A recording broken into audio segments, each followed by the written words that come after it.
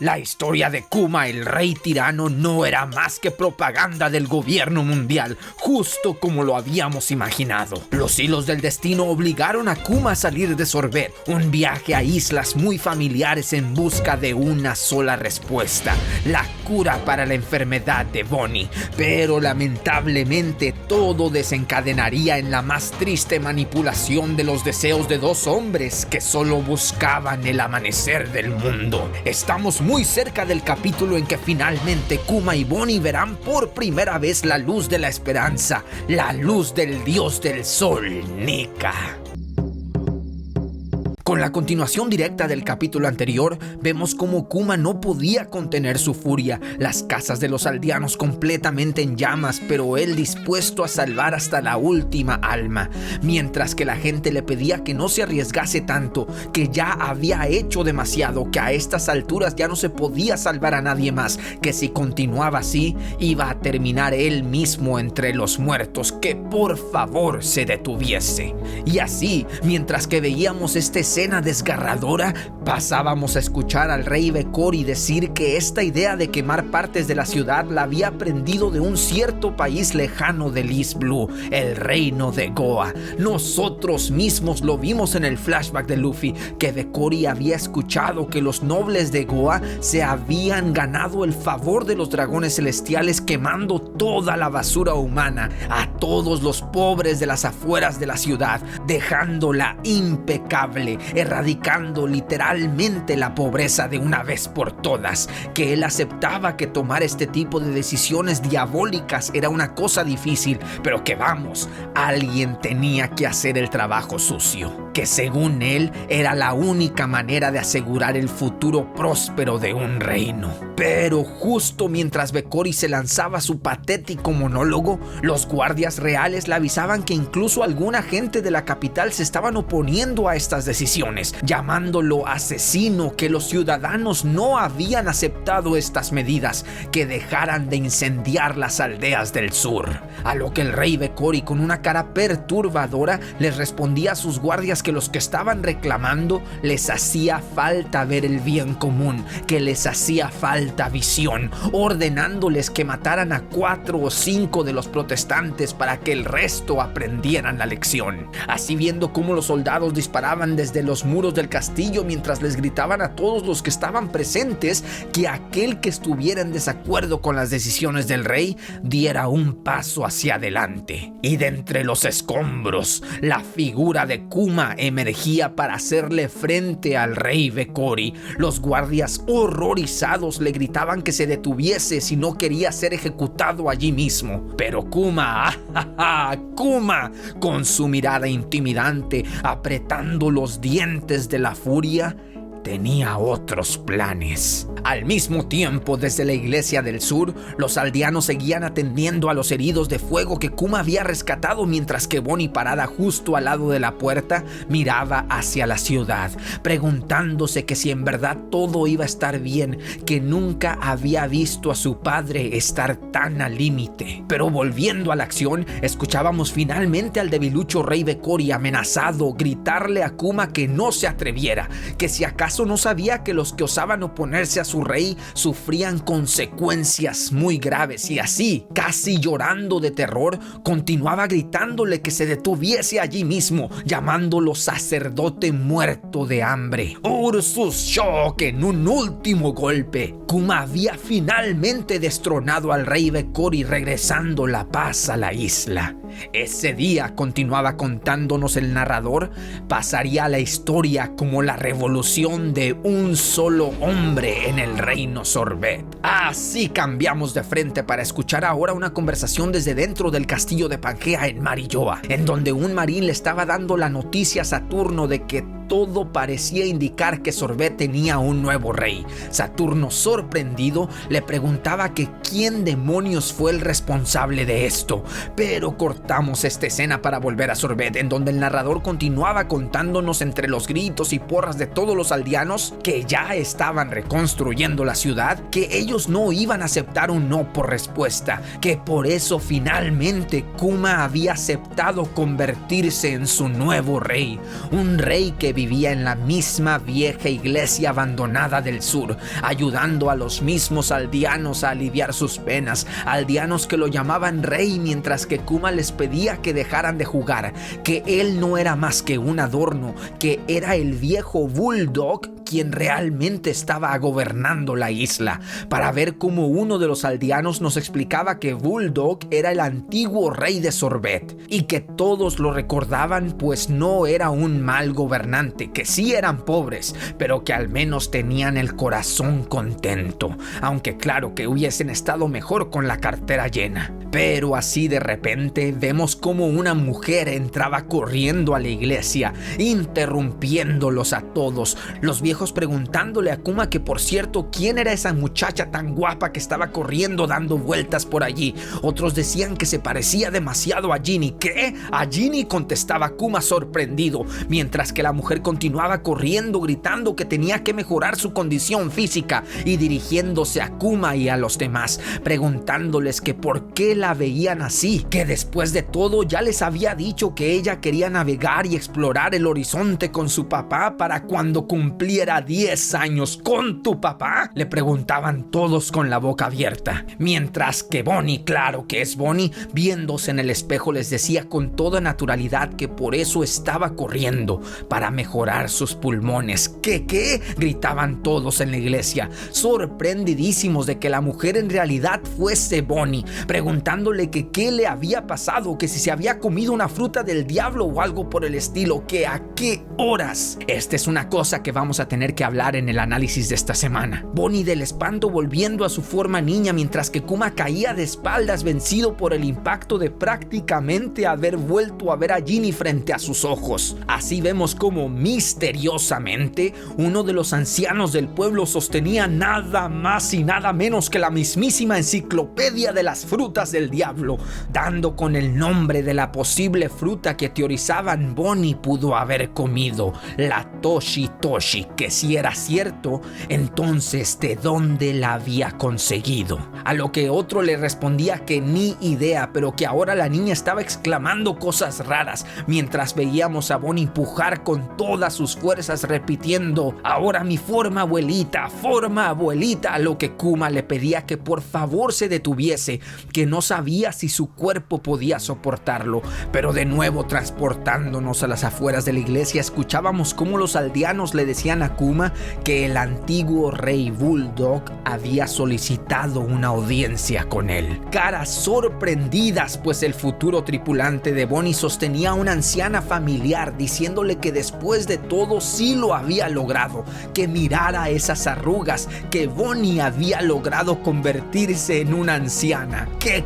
Decía la viejecita, mientras que veíamos a sus espaldas a Bonnie lamentándose no poder aumentar tanto la edad, para luego ir a la puerta de la iglesia y preguntarle al hombre que estaba afuera que quién era él, a lo que el viejo le respondía que ella debía ser la princesa Bonnie, que él era Bulldog, el consejero de su padre, y poniendo una cara muy seria continuaba diciendo que de hecho había venido a traer noticias malas. Cuadro de presentación, pues este es el antiguo monarca de Sorbet, el rey Bulldog, quien ahora se dirigía a los que estaban cargando a la anciana para decirles que le daba gusto que ya conocieran a su madre, la vieja reina Dowager Connie, el mismo nombre que le conocimos a Bonnie en Marilloa durante la infiltración de la Reverie. Todo se está conectando. Continuamos. Así es como Bulldog le dice a Kuma que escuchó que el rey Bekori estaba planeando otro regreso a la isla, enseñándole el periódico en donde se mostraba una fotografía de él, de Kuma, en primera plana con el encabezado "El tirano de Sorbet", un pedazo de propaganda del rey Bekori patrocinado por el gobierno mundial, en donde se decía que fue Kuma quien había incendiado las aldeas del sur, que fue él el tirano quien había usurpado el trono a la fuerza.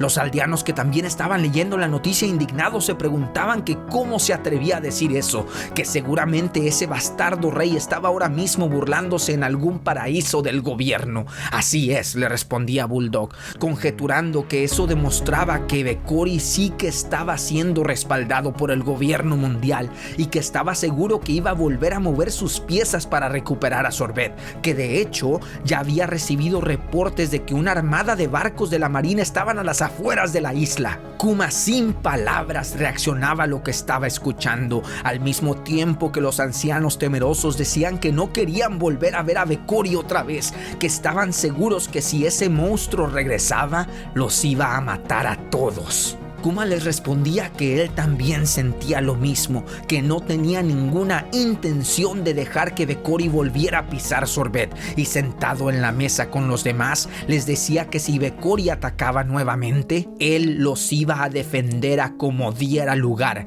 pero que estaba seguro que después de eso se convertiría en un criminal buscado por el gobierno, que nunca más volvería a poder vivir tranquilo con su hija en esta isla. Y que teniendo eso en mente, ahora se dirigía a Bulldog, le pedía al antiguo monarca que retomase su título como el rey legítimo de Sorbet y que por favor cuidara de Bonnie cuando él ya no estuviese allí, que la iglesia ya no iba a ser un lugar seguro para ella. Bulldog le respondía que claro que se iba a hacer cargo de todo, que en cuanto a Bonnie le iba a construir una nueva casa que la protegiera de la luz del sol o cualquier luz natural. Todo esto mientras veíamos a la pequeña Bonnie por fin lograr convertirse en una anciana muy parecida a Connie, tan parecida que incluso Kuma alzó a Connie en sus brazos diciéndole que no se preocupara, que iba a regresar tan pronto como le fuese posible, que hasta entonces por favor se portase como una niña buena. Bonnie, tras escuchar esto, se transformó de vuelta en su forma niña y preocupada le preguntaba a su papá que si de verdad pensaba irse, que si de verdad la iba a dejar allí sola. Así vemos como en el siguiente panel, Kuma ya estaba frente a los buques de guerra de la marina al mismo tiempo que Vekori lo reconocía y les ordenaba a los marines que le dispararan inmediatamente, que él era el tirano que había usurpado el trono, el ejemplo viviente de lo que es un dictador tirano. ¿Oíste? Que lo mataran de una buena vez, porque él, solo él, Vekori, era el legítimo rey de Sorbet. Kuma lo veía con una cara retadora mientras le preguntaba que si no tenía vergüenza, que cómo se atrevía a regresar a esta isla. Y por supuesto, continuaba contándonos el narrador, ese día Kuma hundió a la flota entera. Y después de ese incidente, sería reconocido por el gobierno mundial como un pirata. Un pirata con una fuerza sobrehumana que alimentaba su reputación, que crecía como fuego, haciéndolo merecedor de su primera recompensa, viendo por primera vez el cartel de Bartolomeo Kuma. Pero de vuelta en Sorbet, veíamos a Bonnie acurrucada, llorando y extrañando a su padre, a la reina Connie llevándole un plato de comida, ofreciéndole palabras de consuelo, diciéndole que no se pusiera tan triste, que después de todo, su papá era un héroe que había salvado a todos en la isla. Pero Bonnie en su berrinche le respondía que eso no le importaba, que Kuma antes de ser un héroe primero era su papá, y que cuando finalmente ella cumpliera los 10 años, cuando se le curara su enfermedad, entonces ella también se iba a convertir en una pirata para ir a buscarlo. Connie le respondía que su plan estaba muy bien, que solo hacía falta esperar pacientemente a que pasaran los años, a que creciera, a lo que Bonnie, alterada, le decía que no, que ella podía hacerse una adulta ahora mismo si ella quisiese. Así cambiamos de frente para comenzar a ver los viajes de Kuma como pirata. Un viaje en donde su prioridad era encontrar una sola respuesta, la cura para la enfermedad de Bonnie. Por eso vemos esta isla tan familiar, la isla del árbol gigante con aves majestuosas, una isla llena de médicos indígenas, la isla en donde en el futuro Kuma mandaría a Chopper para que aprendiese más sobre medicina. Kuma, ya desembarcando en la isla, ya frente a los habitantes, sacaba una fotografía de Bonnie ya con las escamas azules en su rostro, preguntándoles a todos que si alguna vez habían visto una enfermedad así, pero sin suerte, pues incluso estos magníficos médicos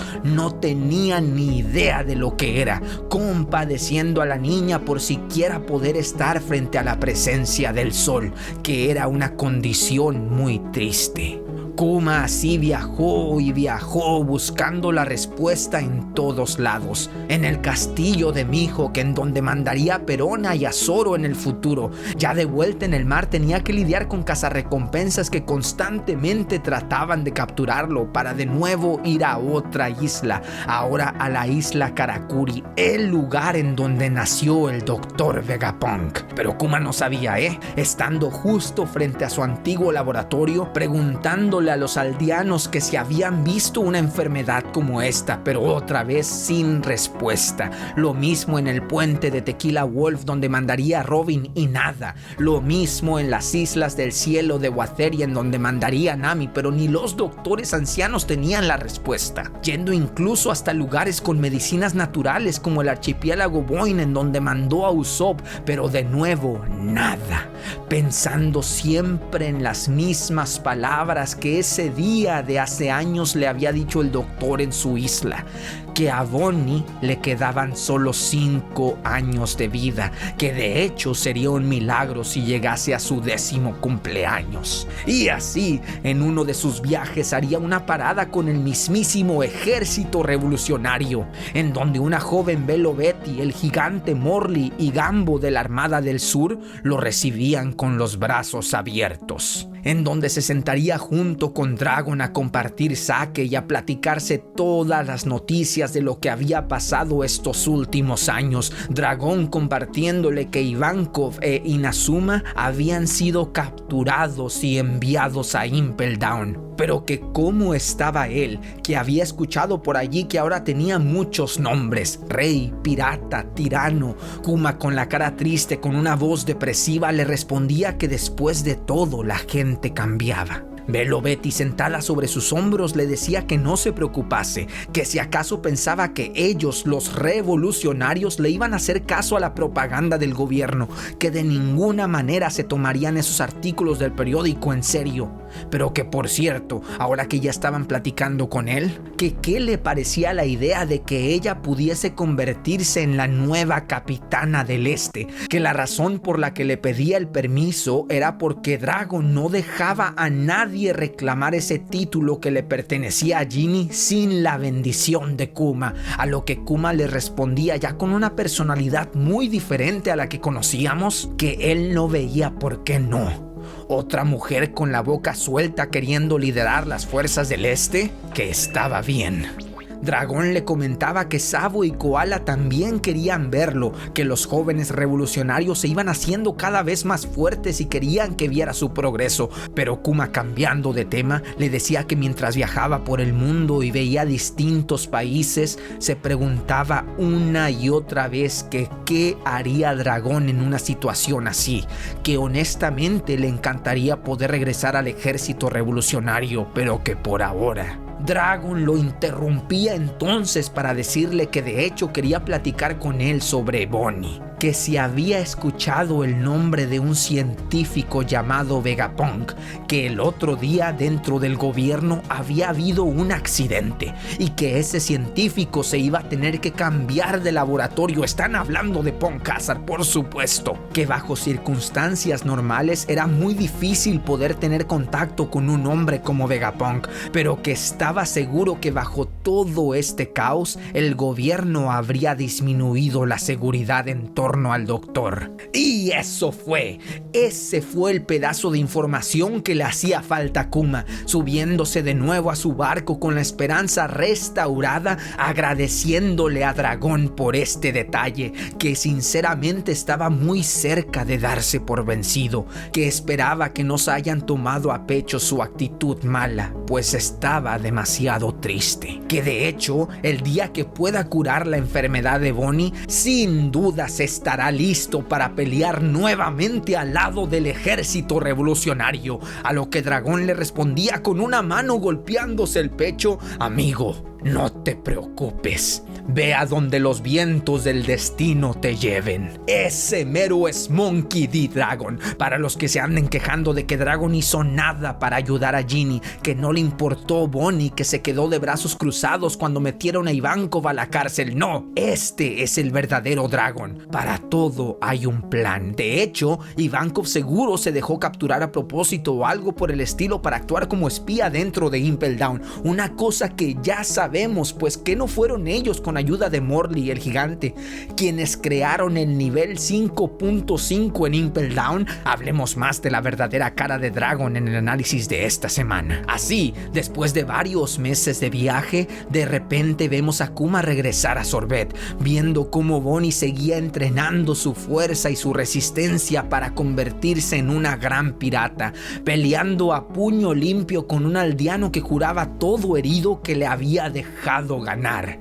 Bonnie poniéndose súper feliz de ver nuevamente a su padre, y el narrador enviándonos a un lugar familiar: el Laboratorio 08 de la División de Ciencia de la Marina, que en el futuro se convertiría en la isla de Egghead, en donde escuchamos a la pequeña Bonnie preguntarle a Kuma que a dónde la estaba llevando, a lo que Kuma le respondía que la traía a hacerle una revisión, que este doctor solamente le iba a hacer una revisión de rutina antes de que se le curara su enfermedad como se lo había prometido. Así vemos cómo Vegapunk se encuentra por primera vez con Bartolomeo Kuma, sorprendiéndose de su descomunal tamaño, a lo que Kuma le respondía que era gracioso que lo mencionase, porque justo estaba pensando lo mismo sobre él.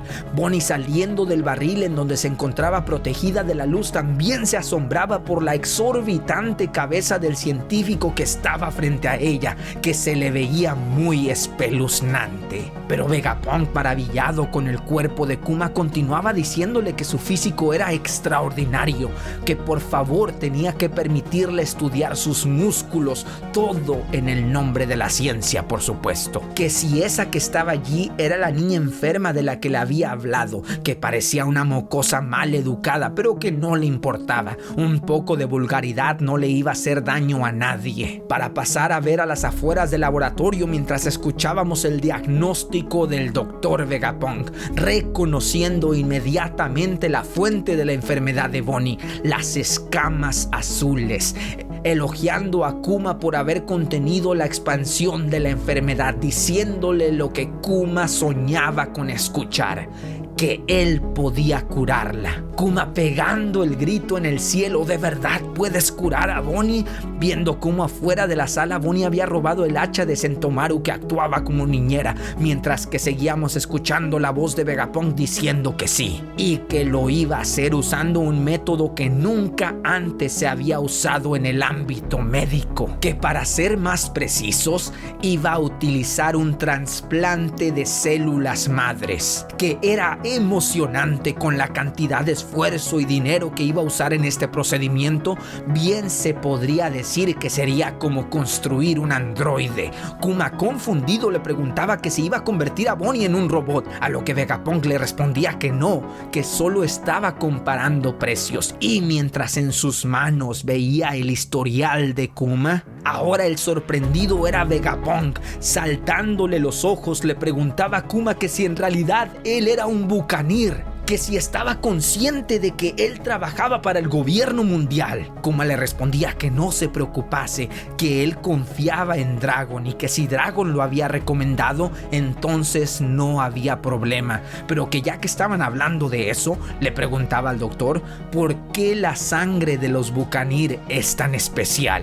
Vegapunk le respondía que por ahora no tenía las suficientes muestras como para darle una respuesta concreta. Y así, después de un rato de conversación, escuchamos desde afuera del laboratorio cómo Kuma, sorprendido, le preguntaba ahora al doctor que si lo iba a clonar a él. Así es, le respondía el doctor, que durante muchos años había estado buscando el modelo perfecto para su proyecto de soldados clonados. Y ahora, viendo un acercamiento a la la cara codiciosa del Dr. Vegapunk, le continuaba explicando que si lo dejaba extraer su sangre, que si le daba permiso de crear clones suyos para convertirlos en soldados, él mismo iba a cubrir todos los gastos médicos del procedimiento de Bonnie, que después de todo, él asumía que Kuma no tenía nada de dinero, ¿verdad? Esto es por lo que Vegapunk nos daba mala espina. Cualquier sacrificio en nombre de la ciencia sin escrúpulos, aprovechándose de la situación de Kuma. Recordemos que Jinbe también se lo recalcó cuando habló de su proyecto de compartir una memoria con todo el mundo, sin importarle los posibles conflictos que podría generar debido a posiciones ideológicas diferentes. Pero bueno, Bonnie ya lo perdonó porque, como sabemos, él no es el malo de la historia, solo un científico con valores medio borrosos, pero al final una buena persona. Y si Bonnie lo perdonó, pues también nosotros. Continuemos. Kuma entonces le respondía que no era como si pudiese dejar pasar una oferta como esta, que adelante, pero que al menos le dijera que en qué pensaba usar esos clones. Un ejército de soldados en los que cada uno luciera como él, que si iban a ser parte de las fuerzas de la marina. Esa es la parte interesante, le respondía Vegapunk. ¿Has escuchado sobre la energía electromagnética? Que los soldados que él iba a crear tendrían cuerpos tan fuertes como para repeler proyectiles, que serán como héroes que protejan a los débiles y a los más necesitados, que si tan solo tuviese la capacidad de hacerlos disparar rayos láseres también, entonces serían la pesadilla de cualquier pirata, que ante tal devastador poder científico, cualquier malhechor quedaría completamente rendido, que esos clones serán los guerreros del futuro, que su potencial no tendría límites. Y así, viendo cómo Vegapunk compartía sus sueños con tanta ilusión y con los brazos abiertos, Kuma le respondía que Dragón ya le había dicho que él era un hombre honesto con sus ambiciones, que también tenía razón cuando le había dicho que era un hombre excéntrico, pero digno de confianza. Con que eso dijo, le respondía Vegapunk, diciéndole que Dragón siempre había sido un santo. Pero Kuma entonces le decía que si es así, que si los clones de él terminarían ayudando a la gente en el futuro, entonces por fin podía decir que había encontrado la verdadera razón por la que él, como Bucanir, había nacido. Sin embargo, Vegapunk le decía que Dragón no se iba a poner feliz con este acuerdo entre ellos. A lo que Kuma le respondía que siguiese adelante, que no podía sino sentir gratitud hacia con ambos. Que para ser honestos, cambiando el tono de su voz y su rostro, con tal de curar a Bonnie, hubiera hecho un trato con el mismo diablo, que por favor curase a su hija. ¡Qué tremendo! Eso lo tenemos que platicar a fondo en el análisis, pero esto es impresionante. Kuma diciéndole a Vegapunk que no tiene por qué justificarse con él, diciéndole que no le importa de qué lado está, que no tiene por qué darle explicaciones y va a usar su cuerpo para ayudar a la gente o para matarlos. No le interesa, que lo único que le importa es curar a Bonnie, que una vez más lo repito, Kuma hubiese hecho un trato con el mismísimo diablo.